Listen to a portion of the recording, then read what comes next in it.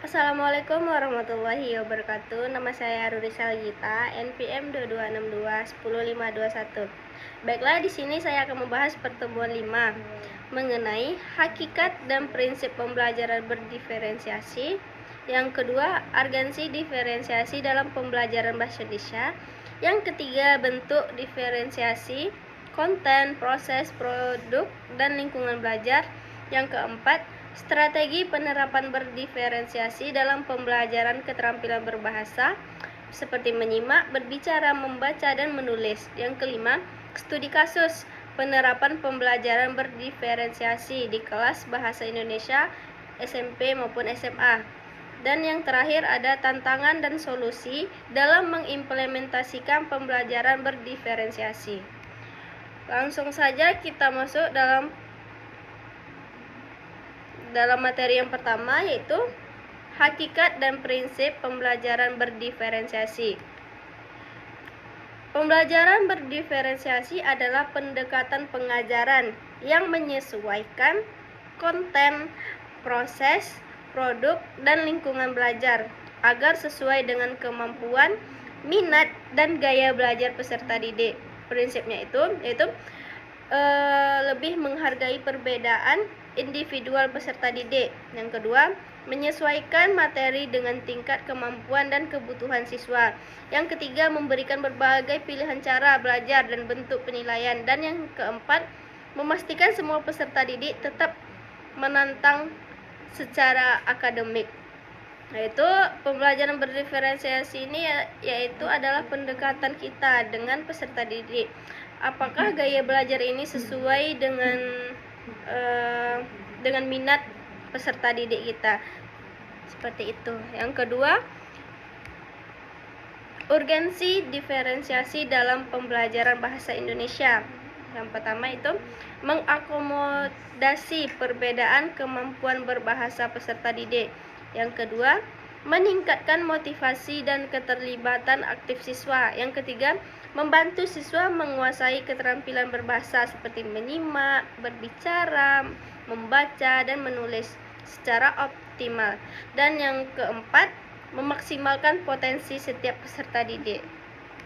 Yang ketiga, bentuk diferensiasi. Yang pertama ada konten. Nah, materi disesuaikan dengan tingkat kemampuan atau minat, misalnya teks sederhana dan teks kompleks. Yang kedua, proses, itu cara belajar yang berbeda. Nah, bisa menggunakan metode diskusi, proyek, membaca mandiri, belajar kelompok. Yang ketiga ada produk, yaitu hasil belajar berbeda sesuai kemampuan, misalnya membuat laporan presentasi, video, dan poster. Yang keempat adalah lingkungan belajar, yaitu suasana kelas mendukung belajar seperti zona kelompoknya, area diskusinya, dan penggunaan teknologinya. Nah, yang keempat adalah strategi penerapan berdiferensiasi dalam keterampilan berbahasa. Nah, keterampilan strategi berdiferensiasi menyimak yaitu memberikan teks, audio, atau video dengan tingkat kesulitan berbeda.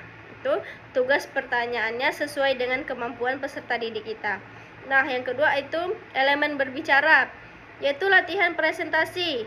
Bisa presentasi, drama, debat, atau wawancara sesuai dengan minat dan kemampuan peserta didik.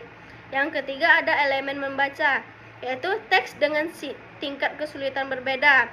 Contohnya pembelajaran berbasis proyek atau klub baca.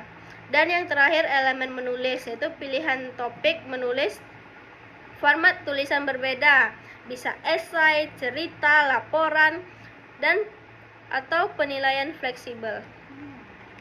Nah, yang kelima, studi kasus penerapan pembelajaran berdiferensiasi SMP dan SMA, yaitu yang pertama, guru membagi siswa dalam 3 kelompok berdasarkan kemampuan membacanya.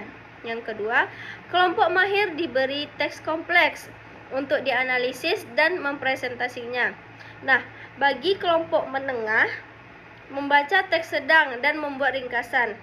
Dan bagi kelompok pemula, membaca teks sederhana dan menjawab pertanyaan pilihan ganda. Nah, semua kelompok tersebut tetap berdiskusi, tetapi apanya saja yang berbeda, kelompoknya, tingkatnya saja berbeda, seperti tingkat tinggi, sedang, dan rendah. Yang keenam, ada tantangan dan solusi dalam implementasi. Tantangannya, perbedaan kemampuan siswa besar, waktu persiapan guru lebih lama. Nah, solusinya membuat materi dan tugas yang fleksibel. Yang kedua, merencanakan dengan modul dan template. Tantangannya, manajemen kelas kompleks dan evaluasi yang beragam. Solusinya, kelompok belajar, rotasi tugas, monitoring individu.